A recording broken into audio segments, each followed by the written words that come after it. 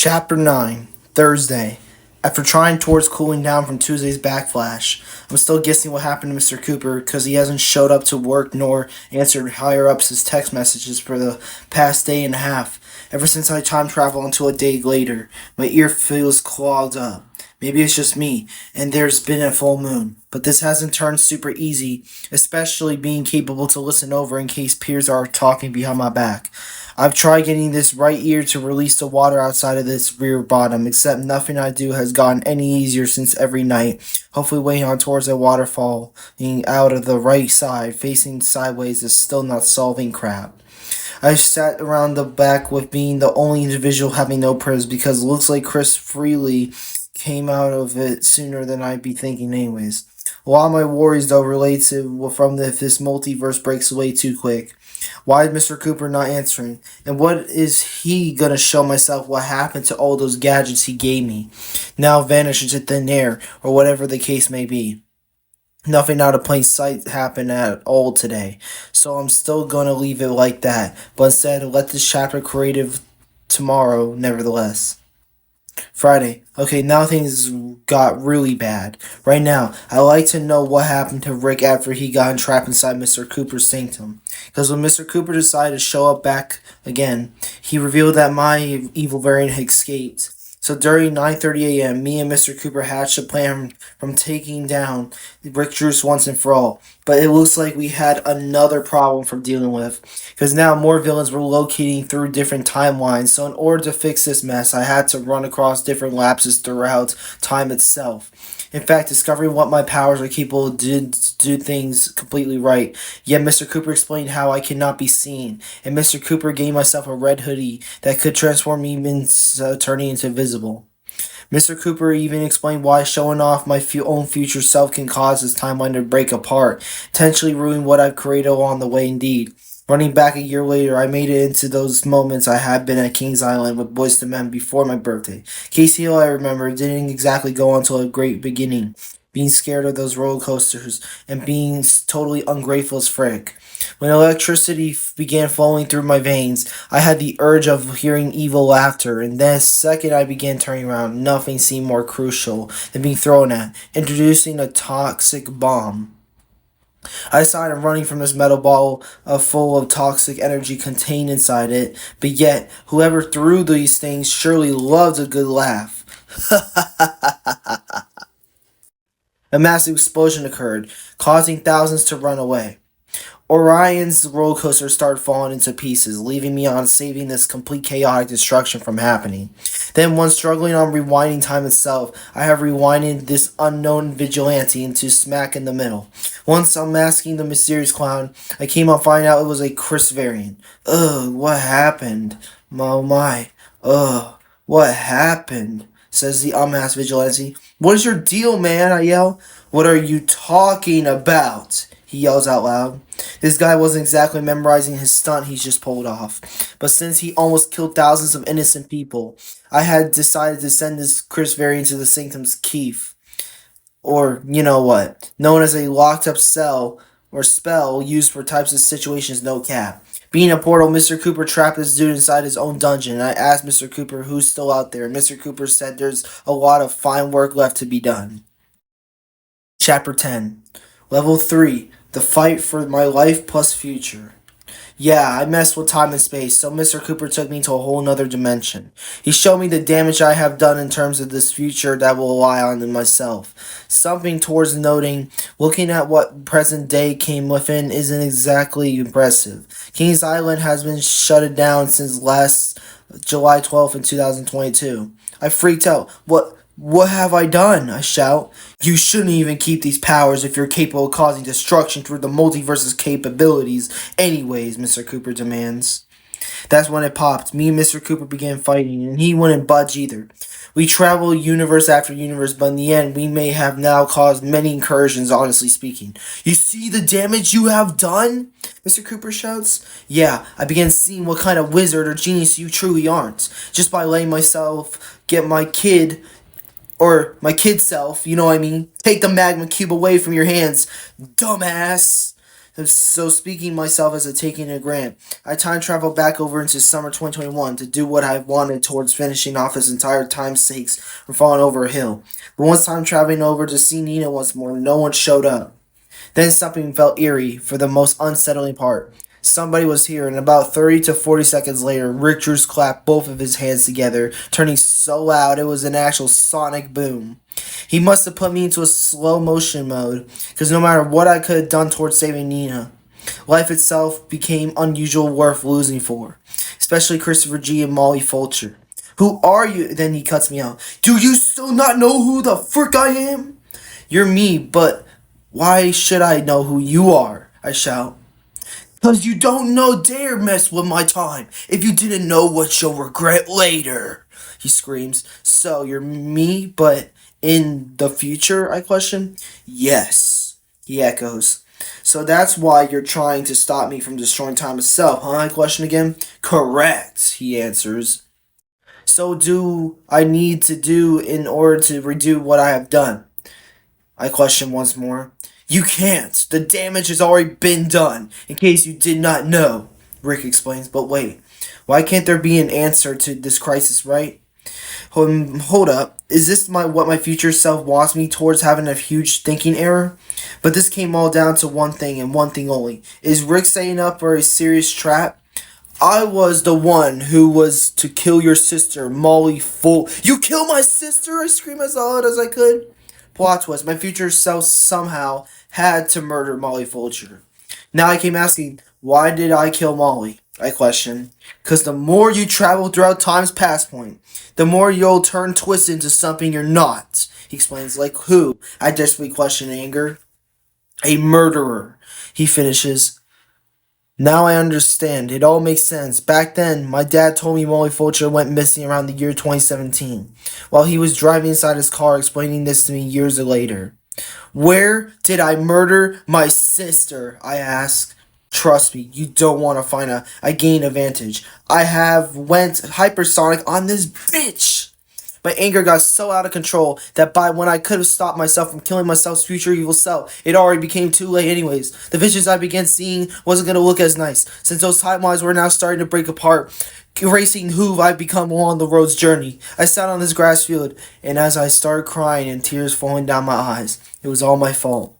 Everything was disappearing into thin air.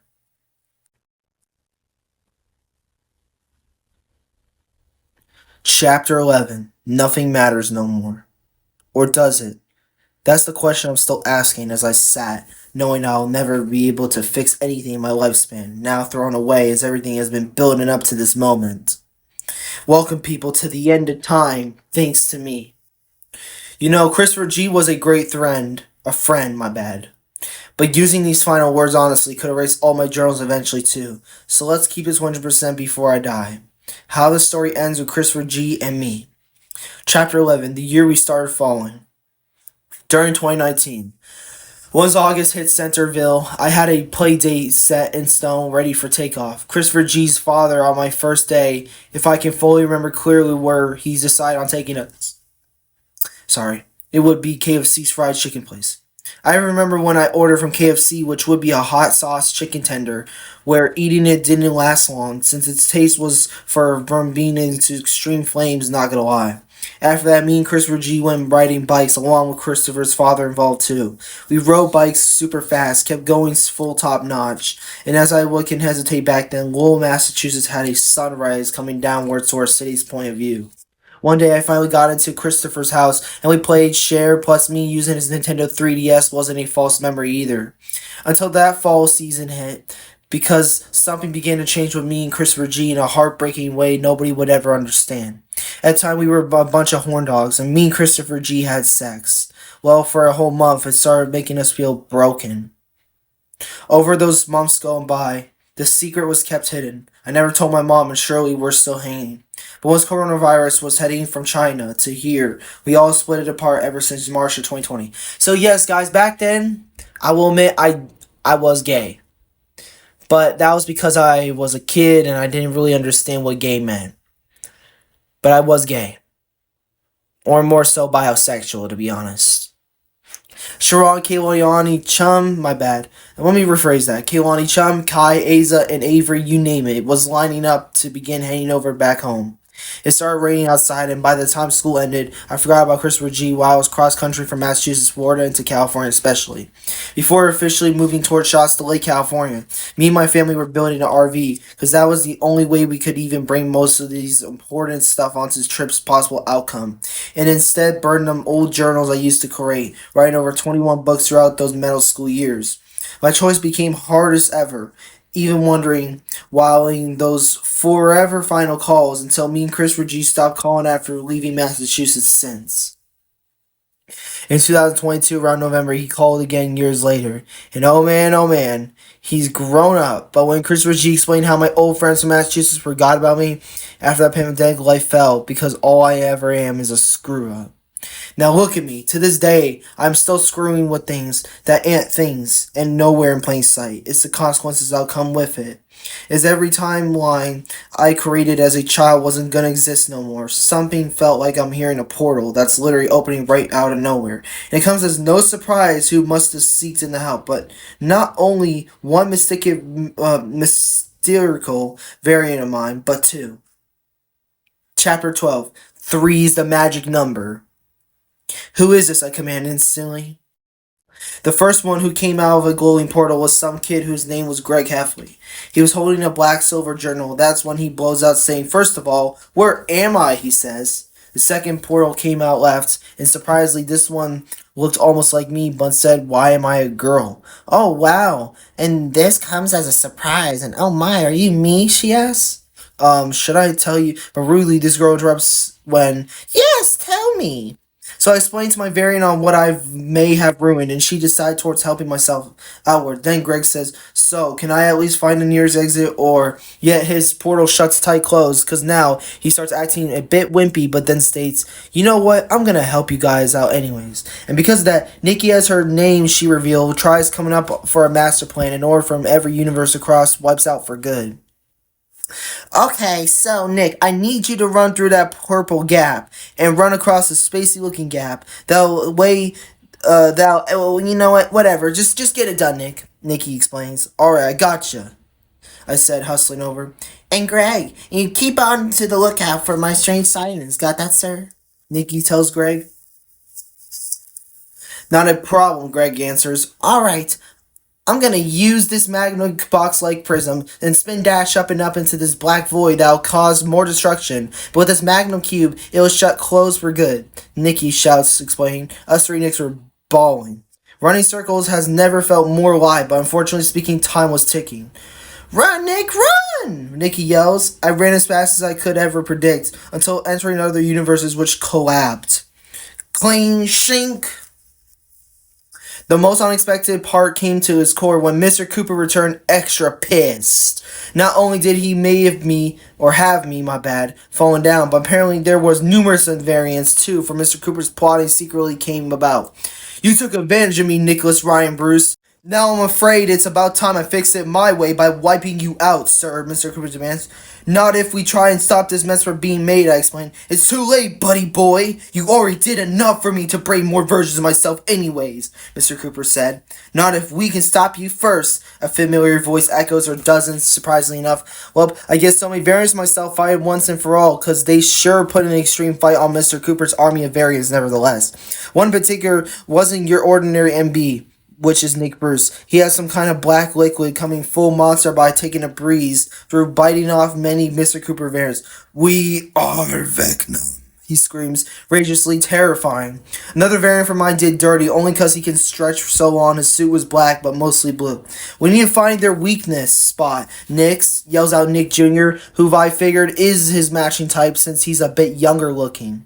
There were so many variants of mine, indeed, it's actually insane. Nikki grabs me, holds my hand, and then says, "You and me can probably work as a team, sir." For some weird reason, Nikki and myself felt some sort of love connection, and we did amazing. In fact, I learned love can be something absolutely beautiful. Yet, where am I kidding? Well, really, she's an exact version from the looks of being super similar. Honestly, it's very awkward if you ask me. Nikki still hasn't let go, and as she wished I kept it smoother than being slick.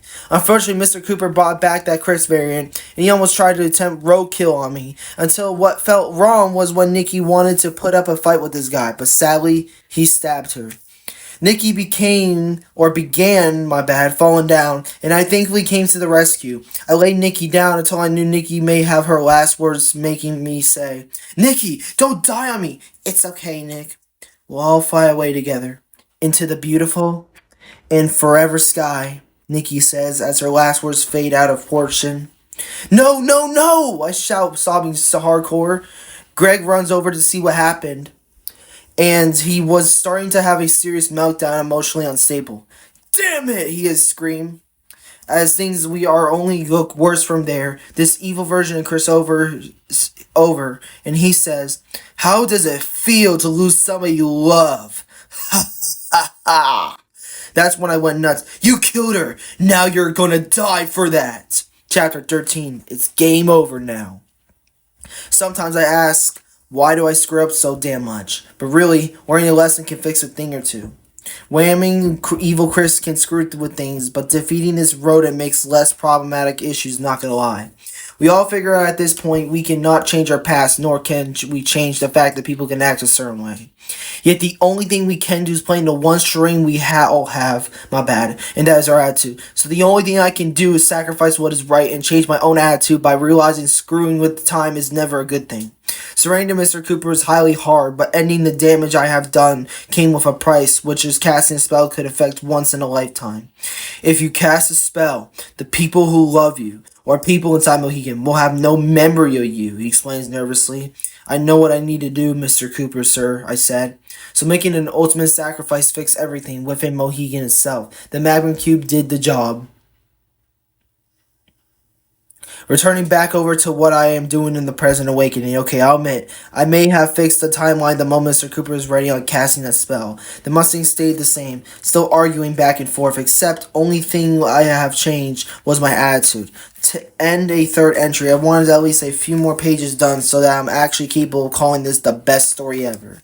Chapter 14. To the end, to the not. Chapter 14, How Things Look to Be Continued. I'll promise you guys this, after writing a lot of books, it's time that I begin taking a break from writing inside a journal. Because after battling throughout the multiverse, I'm going to be shocked if this journal gets any harder than it is. And I know I kind of promised I'll write in a few more pages, but right now, I think whenever this journey takes me next, it'll be like a refresh start, to be honest. The end. Special thanks to Braden M for helping me continuing throughout my journey's inspiration. Post-credit recap. My end of the road is forthcoming. Ever since I messed with the multiverse, I may have stole some of Vecnum's symbiote, trying to use his power in terms of what I can highly fear is coming. The moment I slept last night, the moment I saw thousands of versions of Matthew C. So when I decided to sneak into Matthew's office, or Mr. Matt's office, with the teleportation device, I realize now Mr. Matt is Matthew C., but not just that. He's seen everything. To be continued. For Nick's return in the Matt Dynasty.